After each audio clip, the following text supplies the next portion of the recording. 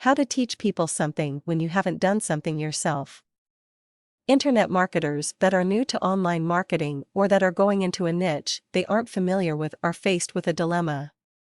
To make money, they have to teach people something they haven't done themselves. Yet honestly, that can be a big problem, but only if you let yourself think it's a big problem, because really, it's not.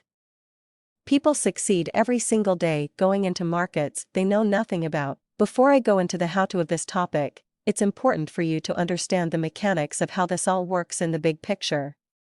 Let me explain what I mean. If you look at some of the authors who write best-selling non-fiction books, you'll see that they have a few traits in common.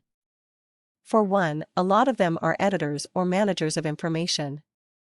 What they don't have to be are experts who have over 20 years of industry experience. Why is this important, or what does this mean? Simply, these types of people make good authors because they get content all the time and they have to organize it, put it together to flow correctly, etc.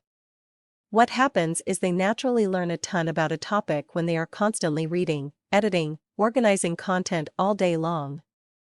Editors do this thing exactly the same holds true for poker dealers.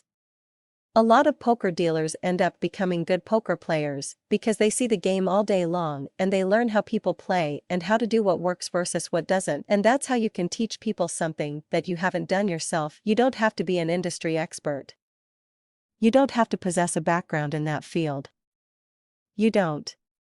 All you have to do is start getting your hands on as much information as possible and start subconsciously learning as you gain information. For instance, let's say you move into the weight loss industry.